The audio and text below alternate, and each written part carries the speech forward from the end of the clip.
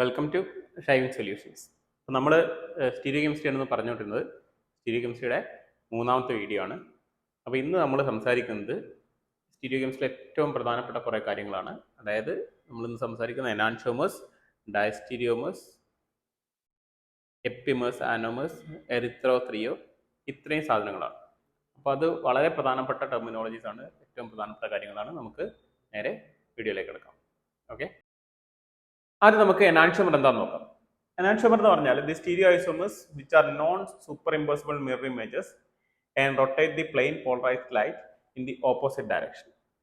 അപ്പോൾ അതിനാണ് നമ്മൾ എനാൻഷോമർ എന്ന് പറയുന്നത്. അതായത് എനാൻഷോമർ എന്ന് പറഞ്ഞാൽ രണ്ട് മോളിക്യൂൾസ് ഉണ്ടാവും. ഒന്ന് മറ്റതിൻ്റെ മിറർ ഇമേജ് ആയിരിക്കും, പക്ഷെ അത് നോൺ സൂപ്പർ ഇമ്പോസിബിൾ. നേരെ ഇങ്ങനെ വെച്ച് കഴിഞ്ഞാൽ നമ്മുടെ കൈ പോലെ ഇങ്ങനെ നേരെ മിറർ ഇമേജ് എടുത്ത് ഇതിൻ്റെ മുകളിൽ വെച്ച് കഴിഞ്ഞാൽ അത് മാച്ച് ചെയ്യില്ല. നോൺ സൂപ്പർ ഇമ്പോസിബിൾ ആയിരിക്കണം. അങ്ങനെയുള്ള മിറർ ഇമേജസ് ആയിട്ടുള്ള രണ്ട് മോളിക്യൂൾസ്. അതിനൊരു പ്രത്യേകതയും കൂടി ഉണ്ട്. ഇത് രണ്ടും ഒപ്റ്റിക്കലി ആക്റ്റീവ് ആയിരിക്കും. ഇതെന്ത് ചെയ്യണം? പ്ലെയിൻ പോളറൈസ്ഡ് ലൈറ്റിനെ റൊട്ടേറ്റ് ചെയ്യും. രണ്ടും റൊട്ടേറ്റ് ചെയ്യും. രണ്ടും ഈക്വൽ ആംഗിളിലാണ് റൊട്ടേറ്റ് ചെയ്യുക. ഒന്ന് റൈറ്റിലോട്ടാണ് റൊട്ടേറ്റ് ചെയ്യുന്നതെങ്കിൽ മറ്റത് അതേ ആംഗിളിൽ ലെഫ്റ്റിലോട്ട് റൊട്ടേറ്റ് ചെയ്യും. അങ്ങനെയുള്ള രണ്ട് മോളിക്യൂൾസിനാണ് നമ്മൾ എന്ത് വിളിക്കുക? എനാൻഷോമേഴ്സ് എന്ന് വിളിക്കുക.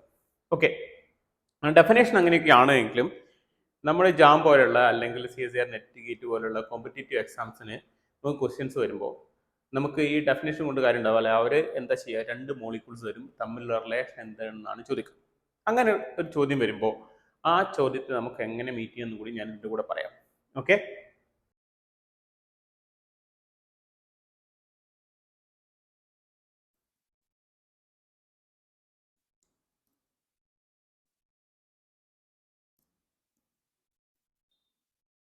ഇങ്ങനെ ഒരു മോളിക്യൂൾ ഉണ്ടെന്ന് വിചാരിക്കും.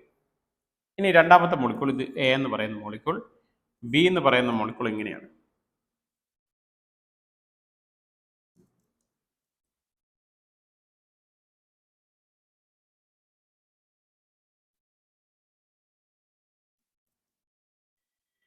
ഇങ്ങനെ രണ്ട് മോളിക്യൂൾ A, B എന്ന് പറയുന്ന രണ്ട് മോളിക്യൂൾ ഉണ്ടെന്ന് വിചാരിക്കും.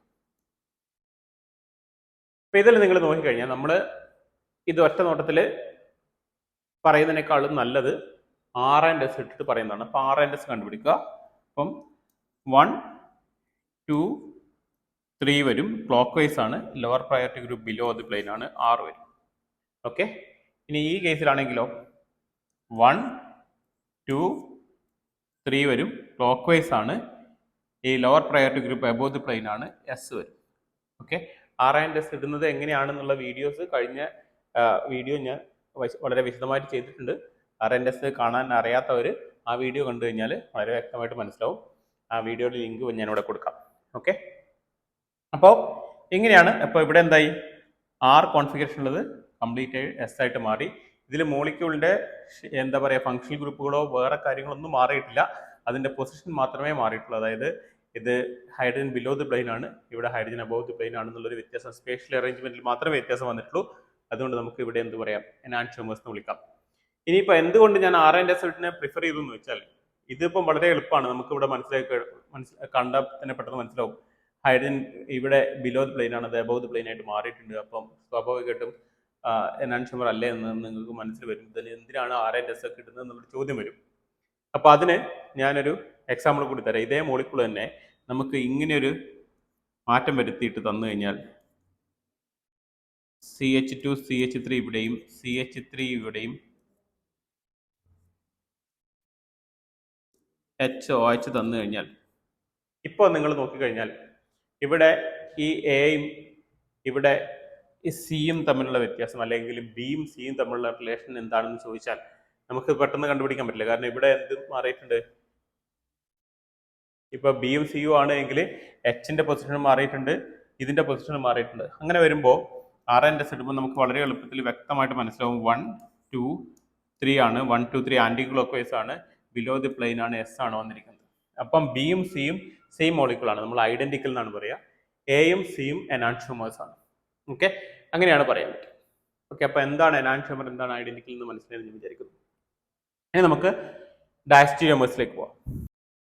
അടുത്ത നമുക്ക് നോക്കാനുള്ള ഡയസ്റ്റീരിയോമേഴ്സ് ആണ്.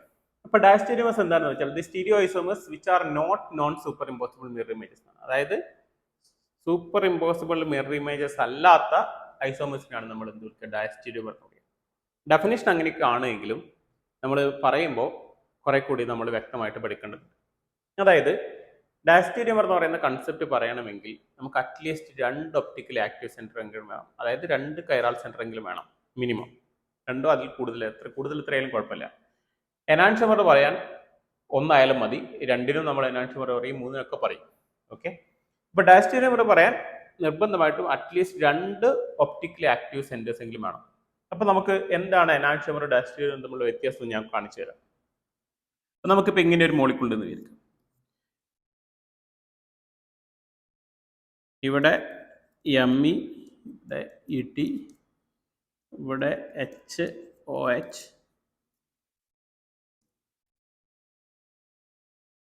ഇങ്ങനെ ഒരു മോളിക്യൂൾ A എന്ന് പറയുന്ന ഒരു മോളിക്യൂൾ. ഇനി ഇതിന് ഒരു ഐസോമർ ഇങ്ങനെയുണ്ട്.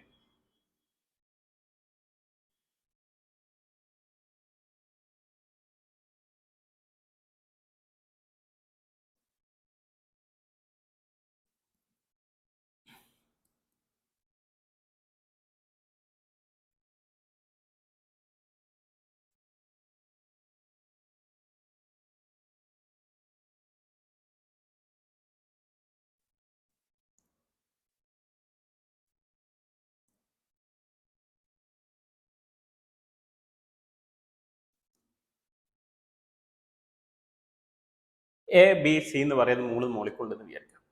അപ്പൊ ഇവിടെ നിങ്ങൾ നോക്കുകയാണെങ്കിൽ ഇതിന്റെ RNS ഇടുമ്പോൾ ഇത് 1 വരും, ഇത് 2 വരും, ഇത് 3 വരും. ഓക്കെ, 1 2 3 ക്ലോക്ക് വൈസ് ആണ്. ക്ലോക്ക് വൈസ് ആകുമ്പോൾ hydrogen above the plain, below the plain ആണെങ്കിൽ R ആണ്. ഇത് എബോവ് ദി പ്ലെയിൻ ആയതുകൊണ്ട് നമ്മൾ S പറയും. ഇത് S ആണ്. ഇനി ഇവിടുത്തെ കേസിൽ ഇത് 1 വരും, ഇത് 2 വരും, ഇത് 3 വരും. 1 2 3 ക്ലോക്ക് വൈസ് ആണ്. ഹൈഡ്രജൻ ബിലോ ദി പ്ലെയിൻ ആണ്. അപ്പോൾ നമുക്ക് ഇതിൻ്റെ കിട്ടിയിരിക്കുന്നത് SR ആണ്. ഓക്കെ, ഇനി ഇവിടെ നോക്കുകയാണെങ്കിൽ ഈ കാർബണിന്റെ സ്റ്റീരിയോകെമിസ്ട്രി മാറിയിട്ടില്ല. ഇവിടെ OH below the plain, hydrogen above the plain തന്നെയാണ്. ഇത് മാറിയിട്ടില്ല. അപ്പൊ നമുക്ക് അത് S തന്നെയായിരിക്കും. ഇതിന്റെ മാത്രം നോക്കിയാൽ മതി. ഇത് 1, ഇത് 2, ഇത് 3 ക്ലോക്ക് വൈസ് ആണ്. ഹൈഡ്രജൻ അബോവ് ദി പ്ലെയിൻ ആയതുകൊണ്ട് S ആണ് വരിക. ഓക്കെ, ഇനി ഇതിന്റെ മാറിയിട്ടില്ല. അപ്പൊ S തന്നെ വരും. ഇതിന്റെ എന്താ വരിക? 1 2 3 വരും. 1 2 3 ക്ലോക്ക് വൈസ് ആണ്. ബിലോ ദി പ്ലെയിൻ ആണ് R. അപ്പൊ നമുക്ക് RS കിട്ടി. ഓക്കെ, ഇപ്പൊ ഇവിടെ നിങ്ങൾ നോക്കിക്കഴിഞ്ഞാൽ ഇതിന്റെ ഒപ്റ്റിക്കൽ ആക്റ്റീവ് സെന്റർ SR എന്നുള്ളത് ഈ Aയും Cയും തമ്മിലുള്ള റിലേഷൻ നോക്കിക്കഴിഞ്ഞാൽ RS ആയിട്ട് മാറിയിട്ടുണ്ട്. അതിന്റെ എത്ര ഒപ്റ്റിക്കലി ആക്റ്റീവ് സെന്റർ ഉണ്ടോ അതെല്ലാം ഇൻവേർട്ട് ആവണം. അങ്ങനെയാണ് എങ്കിൽ നമ്മൾ അതിനെ എനാൻഷ്യമർ എന്ന് പറയും. അപ്പം Aയും Cയും എനാൻഷ്യമർ ആണ്. ഇവിടെ നോക്കിക്കഴിഞ്ഞാൽ Aയും Bയും നോക്കിക്കഴിഞ്ഞാൽ S ഇവിടെ രണ്ടിലും കോമൺ ആണ്. ഒരു ഒപ്റ്റിക്കലി ആക്റ്റീവ് സെന്റർ റീറ്റെയിൻ ചെയ്തു, മറ്റത് മാറി, R ഇവിടെ S ആയിട്ട് മാറിയിട്ടുണ്ട്. ഓക്കെ, അങ്ങനെയാണെങ്കിൽ Aയും Bയും എന്താണ്? Aയും Bയും ഡയസ്റ്റീരിയോമർ ആണ്. ഇത് തമ്മിലുള്ള റിലേഷൻ ഡയസ്റ്റീരിയോമർ ആണ്. ഓക്കെ, Aയും Cയും തമ്മിലുള്ള റിലേഷൻ എനാൻഷ്യമർ ആണ്. ഓക്കെ, അപ്പൊ എത്ര ഒപ്റ്റിക്കൽ, ഇപ്പൊ 3 ഒപ്റ്റിക്കൽ ആക്റ്റീവ് സെന്റർ ഉണ്ടെങ്കിൽ 3 ഇൻവേർട്ട് ചെയ്യണം. അങ്ങനെയാണെങ്കിൽ അത് എന്ത് ചെയ്യുള്ളൂ? എനാൻഷ്യമർ ആവുള്ളൂ. ബാക്കി എല്ലാം എന്തായിരിക്കും? ഡയസ്റ്റീരിയോമർ ആയിരിക്കും. ഓക്കെ, റിലേഷൻ വ്യക്തമായിട്ട് നോക്കി കാണിച്ചു തരാം. ഇപ്പൊ സപ്പോസ് നമുക്കൊരു SS എന്ന് പറയുന്ന ഒരു മോളിക്യൂൾ ഉണ്ടെന്ന് വിചാരിക്കാം. SS ഉണ്ട് എങ്കിൽ അതിന്റെ പോസിബിലിറ്റി എന്തല്ല വരാം? SR വരാം, RR വരാം, RS വരാം. ഓക്കെ, ഇതൊക്കെ തമ്മിലുള്ള റിലേഷൻ എന്തായിരിക്കും? ഇതൊക്കെ തമ്മിലുള്ള റിലേഷൻ ഡയസ്റ്റീരിയോമർ ആയിരിക്കും. SSൻ്റെത് SR എന്ന് പറഞ്ഞാൽ ഇത് ഡയസ്റ്റീരിയോമർ ആയിരിക്കും. S കോമൺ ആണ്. ഇവിടെ എന്താണ്? ഇതും ഡയസ്റ്റീരിയോമർ ആയിരിക്കും. ഇത് തമ്മിലുള്ള റിലേഷൻ ഡയസ്റ്റീരിയോമർ ആയിരിക്കും. ഇതും ഡയസ്റ്റീരിയോമർ ആയിരിക്കും. ഇതും ഡയസ്റ്റീരിയോമർ ആയിരിക്കും. ഇപ്പൊ എനാൻഷ്യമർ എങ്ങനെ ഒരു SS ഉള്ളത് RR ആയിട്ട് മാറണം. ഇത് തമ്മിലുള്ള റിലേഷൻ എനാൻഷ്യമർ ആയിരിക്കും. അതേപോലെ RS ഉള്ളത് SR ആവണം. ഇത് തമ്മിലുള്ള റിലേഷനും എനാൻഷ്യമർ ആയിരിക്കും. ഓക്കെ അല്ലേ? ഇതാണ് എനാൻഷ്യമർ ഡയസ്റ്റീരിയോമർ തമ്മിലുള്ള ഡിഫറൻസ് എന്ന് പറഞ്ഞാൽ. ഇനി 3 എണ്ണം ഉണ്ടെന്ന് വിചാരിക്കാം. Suppose S 3 optical active centre ഉണ്ടെങ്കിൽ ഇതിന്റെ എനാൻഷ്യമർ എന്ന് പറഞ്ഞാൽ RR ആയിരിക്കണം. ഇതാണ് എനാൻഷ്യമർ വരിക. ബാക്കി ഒരുപാട് പോസിബിലിറ്റീസ് ഉണ്ടാവും. SSR വരാം, SRS വരാം, അല്ലെ, RSS വരാം. ഇതൊക്കെ എന്താണ്? ഇതൊക്കെ ഡയസ്റ്റീരിയോമേഴ്സ് ആയിരിക്കും. അങ്ങനെ ഒരുപാട് ഡയസ്റ്റീരിയോമേഴ്സ് ഇതിന് പോസിബിൾ ആയിരിക്കും. അപ്പൊ കാര്യങ്ങൾ മനസ്സിലായി എന്ന് വിചാരിക്കുന്നു. ബാക്കി ഇതിന്റെ ഒരൊറ്റ എനാൻഷ്യമർ ഉള്ളൂ. ബാക്കി ഒരുപാട് ഡയസ്റ്റീരിയോമേഴ്സ് പോസിബിൾ ആയിരിക്കും. ഓക്കെ, ഇതാണ് എനാൻഷ്യമറും ഡയസ്റ്റീരിയോമറും തമ്മിലുള്ള റിലേഷൻ. അടുത്തത് മീസോ കോമ്പൗണ്ട് ആണ്. ഇപ്പൊ മീസോ കോമ്പൗണ്ട് എന്ന് പറഞ്ഞാൽ despite the presence of two or more chiral center in its molecule is achiral due to the presence of a plane of symmetry and thereby optically inactive. അപ്പോൾ എന്താണ് meso compound എന്ന് പറഞ്ഞാൽ individually നമ്മൾ നോക്കുകയാണെങ്കിൽ ഒന്ന് കൂടുതൽ കൈറാൽ സെന്റേഴ്സ് ഉണ്ടാവും പക്ഷെ ടോട്ടലി മോളിക്യൂൾ എന്തായിരിക്കും ഒപ്റ്റിക്കലി ഇനാക്റ്റീവ് ആയിരിക്കും. എന്താണ് ടോട്ടലി മോളിക്യൂളിൽ ഒരു പ്ലെയിൻ ഓഫ് സിമെട്രി ഉണ്ടാവും. ആ പ്ലെയിൻ ഓഫ് സിമെട്രിന്റെ പ്രസൻസ് കൊണ്ട് ടോട്ടലി മോളിക്യൂൾ ഒപ്റ്റിക്കലി ഇനാക്റ്റീവ് ആവും. അങ്ങനെയുള്ള മോളിക്യൂൾസിനാണ് നമ്മൾ എന്ത് വിളിക്കുക മീസോ കോമ്പൗണ്ട്സ്. ഇൻഡിവിജ്വലി കൈറാൽ സെന്റേഴ്സ് ഉണ്ടാവും പക്ഷെ ടോട്ടലി മോളിക്യൂൾ ഒപ്റ്റിക്കലി ഇനാക്റ്റീവ് ആയിരിക്കും. അങ്ങനെയുള്ള മോളിക്യൂൾസിനാണ് നമ്മൾ മീസോ കോമ്പൗണ്ട്സ് എന്ന് വിളിക്കുക. ഒരു ഉദാഹരണം ഞാൻ പറഞ്ഞാൽ ഇപ്പം നമുക്ക് ഇങ്ങനെ ഒരു മോളിക്യൂൾ ഉണ്ട് MEOH MEHH ഇങ്ങനെ ഒരു മോളിക്യൂൾ ഉണ്ടെന്ന് വിചാരിക്കുക. ഇപ്പം നിങ്ങൾ നോക്കിക്കഴിഞ്ഞാൽ എന്തോ ഈ കാർബണിന്റെ മുകളിലുള്ള 4 ഗ്രൂപ്പും ഡിഫറെന്റ് ആണ്. അപ്പൊ ഇത് കൈറാൽ കാർബൺ ആണ്, ഇതും കൈറാൽ കാർബൺ ആണ്. പക്ഷെ ടോട്ടലി മോളിക്യൂളിൽ നമുക്ക് പ്ലെയിൻ ഓഫ് സിമെട്രി കാണാൻ പറ്റും, ഇങ്ങനെയും പ്ലെയിൻ ഓഫ് സിമെട്രി കാണാൻ പറ്റും, ഇങ്ങനെയും പ്ലെയിൻ ഓഫ് സിമെട്രി കാണാൻ പറ്റും. അതുകൊണ്ട് മോളിക്യൂൾ എന്താണ് ഒപ്റ്റിക്കലി ഇനാക്റ്റീവ് ആണ്. ഓക്കെ, അപ്പൊ അങ്ങനെയുള്ള മോളിക്യൂൾസിനാണ് നമ്മൾ എന്ത് വിളിക്കുക മീസോ കോമ്പൗണ്ട്സ് വിളിക്കുക. ഓക്കെ, അപ്പൊ നമുക്ക് കുറച്ച് ക്വസ്റ്റ്യൻസ് ചെയ്ത് നോക്കാം. ഇത് 2011 നെറ്റിന് ചോദിച്ച ചോദ്യമാണ്. 2 മോളിക്യൂൾ തമ്മിലുള്ള റിലേഷൻ എന്താണെന്നാണ് ചോദ്യം. 2 മോളിക്യൂൾ ഇവിടെ തന്നിട്ടുണ്ട്. അപ്പൊ നിങ്ങൾ നോക്കിക്കഴിഞ്ഞാൽ ഇതെങ്ങനെ ചെയ്യേണ്ടതെന്ന് അറിയാലോ. RNS ഇടുക. ഇപ്പൊ ഇവിടെ നിങ്ങൾ നോക്കിക്കഴിഞ്ഞാൽ ഇവിടെ RNS ഇടണം. ഇതിന് RNS ഇടുമ്പോൾ ഫസ്റ്റ് നമ്പർ ഇതിന് കൊടുക്കുക. നമ്മൾ 1 ഇത് വരും അല്ലെ,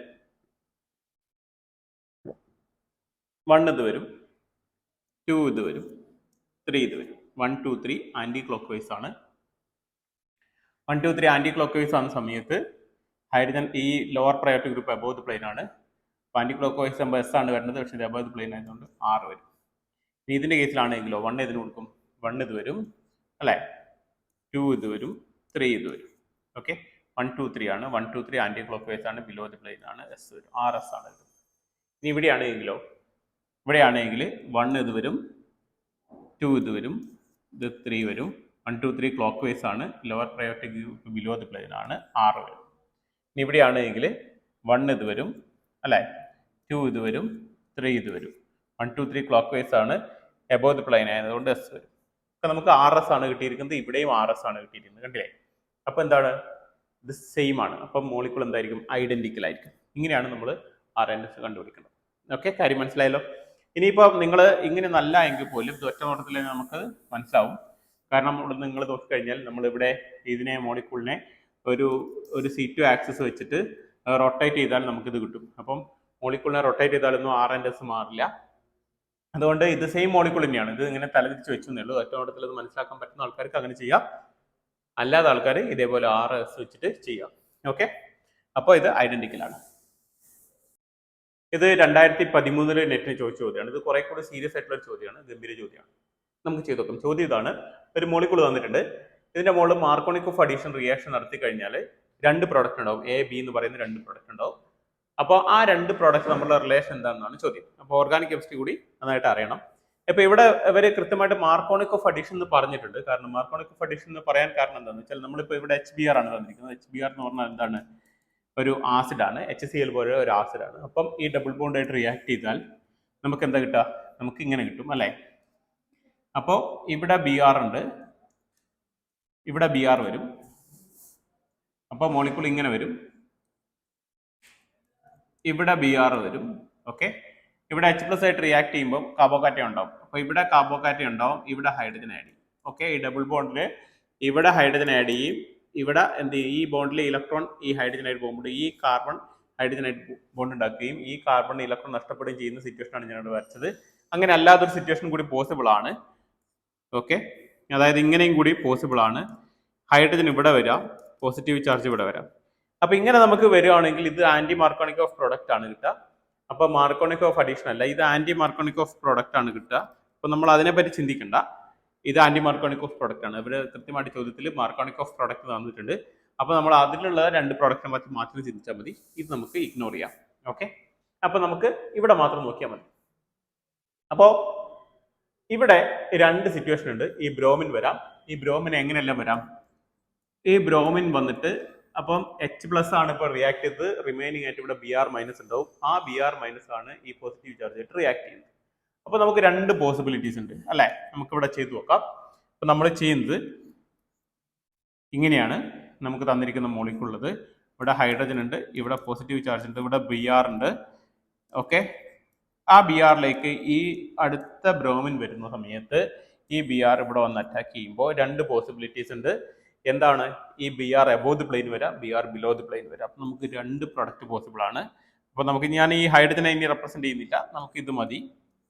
അപ്പൊ ഇവിടെ ഓൾറെഡി ഒരു ബി ആർ ഉണ്ട്. ഈ രണ്ടാമത് വന്ന B R above the plane വന്നാൽ നമുക്ക് ഇങ്ങനെ കിട്ടും. ഓക്കെ, ഇനി ബിലോ ദി പ്ലെയിൻ ആണ് വരുന്നതെങ്കിലോ നമുക്ക് എങ്ങനെ കിട്ടും? ഈ ബി ആർ എബോവ് ദി പ്ലെയിനും ഇത് ബിലോ ദി പ്ലെയിൻ വന്നാൽ നമുക്ക് ഇങ്ങനെ കിട്ടും. ഓക്കെ, ഇങ്ങനെ രണ്ട് പോസിബിലിറ്റി ഉണ്ട്. റെഡിയാണല്ലോ? അപ്പൊ ഇങ്ങനെ രണ്ട് മോളിക്കൂൾ നമുക്ക് പോസിബിൾ ആയിട്ട് കിട്ടുന്നുണ്ട്. അപ്പൊ ഇത് തമ്മിലുള്ള റിലേഷൻ എന്താണെന്നാണ് നമ്മളോട് ചോദിച്ചത്. ഇത് വളരെ എളുപ്പത്തിൽ ഞാൻ പറയാം, RNS ഇടാതെ നിങ്ങൾ നോക്കിക്കഴിഞ്ഞാൽ ഈ കാർബണിന്റെ സ്റ്റീരിയോ കെമിസ്ട്രി ഇവിടെ റീറ്റെയിൻ ചെയ്യുന്നുണ്ട്. കണ്ടില്ലേ? ഈ കാർബണിന്റെ സ്റ്റീരിയോ കെമിസ്ട്രി റീറ്റെയിൻ ചെയ്യുന്നുണ്ട്, ഈ കാർബണിന്റെ സ്റ്റീരിയോ കെമിസ്ട്രി മാറുന്നുണ്ട്. ഓക്കെ, അങ്ങനെ ഒരു കാർബണിന്റെ ഇത് റീറ്റെയിൻ ചെയ്യും മറ്റതിന്റെ മാറുകയും ചെയ്യുകയാണെങ്കിൽ അത് തമ്മിലുള്ള, അപ്പൊ ഇവിടെ നോക്കിക്കഴിഞ്ഞാൽ നമ്മൾ ഈ കാർബണിന്റെ സ്റ്റീരിയോ കെമിസ്ട്രി സെയിം ആണ് ഇതിന്റെ. അപ്പൊ എനാൻഷ്യമർ വരില്ല. അങ്ങനെ വരുമ്പോൾ ഡയസ്റ്റീരിയമർ ആണ് വരിക. ഓക്കെ, റീജിയോ ഐസോമേഴ്സ് വരണമെങ്കിൽ എന്താണ് ഇവിടെ ഫംഗ്ഷണൽ ഗ്രൂപ്പുകളൊക്കെ മാറണം, അതൊന്നും വ്യത്യാസം വന്നിട്ടില്ല. അപ്പൊ ഇവിടെ എന്താ വരിക? ഡയസ്റ്റീരിയോമേഴ്സ് ആണ് വരാൻ സാധ്യതയുള്ളത്. പിന്നെ നിങ്ങൾ നോക്കേണ്ടത് ഹോമോമേഴ്സ് എന്ന് പറയുന്ന ഒരു കൺസെപ്റ്റ് ആണ്. ഇപ്പൊ ഇവിടെ ഹോമോമേഴ്സ് വരികയാണെങ്കിൽ എന്താണ്? പ്ലെയിനോസ് വിട്ടിട്ടുണ്ടെങ്കിലേ വരുള്ളൂ. ഇവിടെ എന്ത് വരും? ഡയസ്റ്റീരിയോമേഴ്സ് വരും. Okay, ready. അടുത്ത നമുക്ക് നോക്കാനുള്ളത് ത്രിയോ എറിത്രോ കൺസെപ്റ്റ് ആണ്. അപ്പൊ ത്രിയോസ് എറിത്രോസ് എന്ന് പറയുന്ന കൺസെപ്റ്റ് എങ്ങനെ പറയാമെന്നുള്ളതാണ്. ത്രിയോ എറിത്രോ എന്ന് പറയുന്ന കൺസെപ്റ്റ് ഒരു സ്പെസിഫിക് ആയിട്ടുള്ള മോളിക്യൂൾസിന് മാത്രമേ നമ്മൾ അപ്ലൈ ചെയ്യൂ. എല്ലാ മോളിക്യൂൾസിനും നമ്മൾ ത്രിയോ എറിത്രോ പറയില്ല. ഏത് തരം മോളിക്യൂളിലാണ് നമ്മൾ ത്രിയോ എറിത്രോ പറയുക എന്നുള്ളത് നമ്മൾ ആദ്യം മനസ്സിലാക്കണം. ത്രിയോ എറിത്രോ പറയണമെങ്കിൽ എന്താണ് കണ്ടീഷൻ? നമുക്ക് ഒരു മോളിക്യൂൾ ഉണ്ടെങ്കിൽ അതിന്റെ മുകളിൽ 2 കാർബൺ ഉണ്ടാവും. ഓക്കെ, 2 കാർബൺ ഉണ്ടാവും. ആ കാർബണിലെ 2 ഗ്രൂപ്പുകൾ കോമൺ ആയിരിക്കും. ഇപ്പൊ ഇവിടെ എ ആണെങ്കിൽ ഇതിലും എ തന്നെ ആയിരിക്കും. ബി, എ ബി എന്ന് പറയുന്ന 2 എണ്ണം കോമൺ ആയിരിക്കും. മൂന്നാമത്തെ ഗ്രൂപ്പ് ഡിഫറെന്റ് ആയിരിക്കും. ഇതിൽ സി ആണെങ്കിൽ ഇവിടെ അത് ഡി ആയിരിക്കും. ഓക്കെ, അങ്ങനെയുള്ള മോളിക്യൂൾസിന് മാത്രമേ നമ്മൾ എറിത്രോ ത്രിയോ കൺസെപ്റ്റ് പറയുള്ളൂ. ഓക്കെ ആണല്ലോ? അപ്പൊ നമ്മൾ ഒരു മോളിക്യൂൾ കിട്ടി, അതിന്റെ നമ്മൾ മോളിക്യൂൾ ഇതിപ്പോ എ ബി ഈ സൈഡിൽ തന്നെ തരണമെന്നില്ല. അപ്പൊ ഇവിടെയൊക്കെ ആയാലും നമ്മൾ ഫിഷർ വരയ്ക്കുമ്പോൾ നിങ്ങൾ ശ്രദ്ധിക്കേണ്ടത് എറിത്രോ ത്രിയോ കൺസെപ്റ്റിലേക്ക് മാറ്റി ചെയ്യാൻ പറയുമ്പോൾ നമ്മൾ സിയും ഡിയും മുകളിലും താഴെയും വരുന്ന രീതിയിൽ വരയ്ക്കണം. ഫിഷർ വരയ്ക്കുമ്പോൾ മുകളിലും താഴെയും സിയും ഡിയും വ്യത്യസ്തമായിട്ടുള്ളത് മുകളിലും താഴെയും വരുന്ന രീതിയിൽ ഫിഷർ വരയ്ക്കുക. ആ സമയത്ത് ബിയും ബിയും ഒരേ സൈഡിലും എയും എയും ഒരേ സൈഡിലും സിസ് പോലെ വരികയാണെങ്കിൽ നമ്മൾ അതിനെ വിളിക്കുന്ന പേരാണ് എറിത്രോസ്. അങ്ങനെ ഫിഷർ വരയ്ക്കുമ്പോൾ എയും ബിയും ഓപ്പോസിറ്റ് വരികയാണെങ്കിൽ, അതായത് ഇങ്ങനെ വരികയാണെങ്കിൽ C D A A B B എന്ന് വരികയാണ്, ഇങ്ങനെ വരികയാണെങ്കിൽ നമ്മൾ അതിനെ വിളിക്കുന്ന പേരാണ് ത്രിയോസ്. അപ്പൊ ഇവിടെ നിങ്ങൾക്ക് എക്സാമ്പിൾ ഞാൻ തന്നിട്ടുണ്ട്. ഇത് എറിത്രോസിന് എക്സാമ്പിൾ ആണ്, ഇത് ത്രിയോസിന് എക്സാമ്പിൾ ആണ്. ഓക്കെ, അപ്പൊ ഇവിടെ നിങ്ങൾ നോക്കിക്കഴിഞ്ഞാൽ, ഞാൻ തന്ന എക്സാമ്പിൾ നോക്കിക്കഴിഞ്ഞാൽ നിങ്ങൾക്ക് മനസ്സിലാവും. കണ്ടില്ലേ? ഈ ഗ്രൂപ്പ് ഡിഫറെന്റ് ആണ്, ഇതും ഡിഫറെന്റ് ആണ്, ഇതും കോമൺ ആണ്. അപ്പൊ കോമൺ ആയിട്ടുള്ള അടുത്തടുത്ത് വന്നിട്ടുണ്ട്. അപ്പൊ അങ്ങനെയാണെങ്കിൽ എറിത്രോസ്. ഇങ്ങനെ വരച്ചപ്പം OH ഓപ്പോസിറ്റ് ആണ് വരുന്നതെങ്കിൽ ത്രിയോസ്. അപ്പൊ ടി എന്ന് ഓർമ്മിച്ചാൽ ട്രാൻസ് പോലെയാണെങ്കിൽ ത്രിയോസ്, അത്രയും ഓർമ്മിച്ചാൽ മതി. ഇത്രയേ ഉള്ളൂ ത്രിയോസ് എറിത്രോസ് കൺസെപ്റ്റ്. ഓക്കെ, അടുത്തത് എപ്പിമേഴ്സ് ആനോമേഴ്സ് കൺസെപ്റ്റ് ആണ്. ആദ്യം നമുക്ക് എപ്പിമർ എന്താണെന്ന് നോക്കാം. എപ്പിമർ എന്ന് പറയണമെങ്കിൽ നമുക്ക് എന്ത് വേണം? 3 അതിൽ കൂടുതലോ ഒപ്റ്റിക്കലി ആക്റ്റീവ് സെന്റേഴ്സ് വേണം. 3-ൽ കൂടുതൽ ഒപ്റ്റിക്കലി ആക്റ്റീവ് സെന്റേഴ്സ് ഉള്ള സ്പീഷീസിലെ നമ്മൾ എന്ത് പറയുന്നു? എപ്പിമർ എന്ന് പറയുന്ന കൺസെപ്റ്റ് പറയുന്നു. ഇത് ഗ്ലൂക്കോസ് ആണ്. ഗ്ലൂക്കോസ് നമ്പർ ചെയ്യുമ്പോൾ നമ്മൾ ഇത് 1 2 3 4 5 6 ഇങ്ങനെയാണ് നമ്പർ കൊടുക്കുക. അപ്പോൾ ഇവിടെ നിങ്ങൾ നോക്കിക്കഴിഞ്ഞാൽ ഇത് ഗ്ലൂക്കോസിന്റെ ഒരു ഐസോമർ ആണ്, മാനോസ്. അപ്പോൾ ഇവിടെ നോക്കിക്കഴിഞ്ഞാൽ നമ്പർ ചെയ്യുമ്പോൾ ഇതില് എല്ലാ കാർബണിന്റെ സ്റ്റീരിയോ കെമിസ്ട്രി സെയിം ആണ്, ഒരൊറ്റ ഒന്നിന്റെ ഒഴികെ. ഉണ്ടല്ലേ? ഇവിടെ ഈ സെക്കൻഡ് കാർബണിന്റെ സ്റ്റീരിയോ കെമിസ്ട്രി 1 2 3 4 5 6. ഈ സെക്കൻഡ് കാർബണിന്റെ സ്റ്റീരിയോ കെമിസ്ട്രി മാത്രമേ മാറിയിട്ടുള്ളൂ, ബാക്കി എല്ലാം കോമൺ ആണ്. അങ്ങനെ 2 ഐസോമേഴ്സിൽ 3-ഓ അതിൽ കൂടുതലോ ഒപ്റ്റിക്കൽ ആക്റ്റീവ് സെന്റേഴ്സ് ഉണ്ടാവണം. അതിൽ ഒരു കാർബണിന്റെ സ്റ്റീരിയോ കെമിസ്ട്രി മാത്രം മാറുക, ബാക്കി എല്ലാം കോമൺ ആയിരിക്കണം. അങ്ങനെയുള്ള ഐസോമേഴ്സിനാണ് നമ്മൾ എന്ത് വിളിക്കുക? എപ്പിമർ എന്ന് വിളിക്കുക. അപ്പം ഈ ഗ്ലൂക്കോസും മാനോസും എപ്പിമേഴ്സ് ആണ്. മനസ്സിലായല്ലോ? മൂന്നോ അതിൽ കൂടുതലോ ഒപ്റ്റിക്കൽ ആക്റ്റീവ് സെന്റേഴ്സ് ഉണ്ടാവും. അതിൽ ഒന്ന് മാത്രമേ ഡിഫറെന്റ് ആയിട്ടുണ്ടാവുള്ളൂ, ബാക്കിയെല്ലാം കോമൺ ആയിരിക്കണം. അങ്ങനെയുള്ള സ്റ്റീരിയോ ഐസോമേഴ്സിനാണ് നമ്മൾ എന്ത് വിളിക്കുക? എപ്പിമേഴ്സ് എന്ന് വിളിക്കാം. ഓക്കെ. അടുത്തത് ആനോമേഴ്സ് ആണ്. അപ്പൊ ആനോമേഴ്സ് എന്ന് പറഞ്ഞാലും എപ്പിമർ തന്നെയാണ്. അതായത് ഇതിൽ മൂന്ന് കൂടുതൽ ഒപ്റ്റിക്കൽ ആക്റ്റീവ് സെന്റേഴ്സ് ഉണ്ടാവും. ആ ഒപ്റ്റിക്കൽ ആക്റ്റീവ് സെന്റേഴ്സിൽ ഒരു കാർബണിന്റെ മാത്രമേ സ്റ്റീരിയോ കെമിസ്ട്രി വ്യത്യാസം ഉണ്ടാവുള്ളൂ. ആനോമേഴ്സ് എന്ന് പറയുന്നത് എപ്പോഴാണെന്ന് വെച്ചാൽ ആ വ്യത്യാസമുള്ള കാർബൺ ഫസ്റ്റ് കാർബൺ ആയിരിക്കണം. ഇവിടെ നമ്മൾ നമ്പർ കൊടുക്കുമ്പോൾ ഇതിന് 1 2 3 4 5 എന്നാണ് നമ്മൾ നമ്പർ കൊടുക്കുക. ഓക്കെ, 1 2 3 4 5 6 ഇങ്ങനെയാണ് നമ്മൾ നമ്പർ കൊടുക്കുക. അപ്പോൾ ഇവിടെ നിങ്ങൾ നമ്പർ കൊടുക്കുമ്പോൾ നോക്കിക്കഴിഞ്ഞാൽ ഇത് കണ്ടോ, ഈ കാർബണിന്റെ സ്റ്റീരിയോ കെമിസ്ട്രിയാണ് വ്യത്യാസമുള്ളത്, ഈ കാർബണിന്റെ സ്റ്റീരിയോ കെമിസ്ട്രിയാണ് വ്യത്യാസമുള്ളത്. അതായത് ഫസ്റ്റ് കാർബണിന്റെ സ്റ്റീരിയോ കെമിസ്ട്രിയാണ് വ്യത്യാസമുള്ളത്, ബാക്കിയെല്ലാം കോമൺ ആണ്. ഓക്കെ, അങ്ങനെ വ്യത്യാസമുള്ളത് ഫസ്റ്റ് കാർബൺ ആണെങ്കിൽ ആ എപ്പിമറിനെ നമ്മൾ വിളിക്കും ആനോമർ എന്ന് വിളിക്കും. അതാണ് എപ്പിമർ ആനോമർ തമ്മിലുള്ള വ്യത്യാസം. മനസ്സിലായെന്ന് ഞാൻ വിചാരിക്കുന്നു. അപ്പോൾ മൂന്നോ അതിൽ കൂടുതലോ ഒപ്റ്റിക്കൽ ആക്റ്റീവ് സെന്റർ ഉണ്ടാവും. അതിൽ ഒരു കാർബൺ ആറ്റത്തിന്റെ സ്റ്റീരിയോ കെമിസ്ട്രി മാത്രമേ വ്യത്യാസം ഉണ്ടാവുള്ളൂ. ആ വ്യത്യാസം ഉള്ളത് ഫസ്റ്റ് കാർബൺ ആണെങ്കിൽ അത് നമ്മൾ ആനോമർ എന്ന് പറയും. ഓക്കെ, അപ്പൊ ഇതാണ് എപ്പിമർ ആനോമർ തമ്മിലുള്ള വ്യത്യാസം. അപ്പോൾ ഇത്രയാണ് നമ്മൾ ഈ വീഡിയോയിൽ ചർച്ച ചെയ്യുന്നത്. അപ്പോൾ നിങ്ങളുടെ സുഹൃത്തുക്കൾക്ക് ഈ വീഡിയോ യൂസ്ഫുൾ ആവുമെന്ന് നിങ്ങൾ പ്രതീക്ഷിക്കുന്ന ആൾക്കാർക്ക് ഷെയർ ചെയ്യുക. നിങ്ങളുടെ സംശയങ്ങളോ കാര്യങ്ങളോ ഉണ്ടെങ്കിൽ നിങ്ങൾ കമൻറ്റിലൂടെയോ അല്ലെങ്കിൽ ഞങ്ങളെ ഈ കാണുന്ന നമ്പറിലൂടെ കോൺടാക്ട് ചെയ്താൽ നമുക്ക് സംശയങ്ങളൊക്കെ നമ്മൾ ദൂരീകരിച്ചു തരും. ഓക്കെ, അപ്പോൾ ബൈ.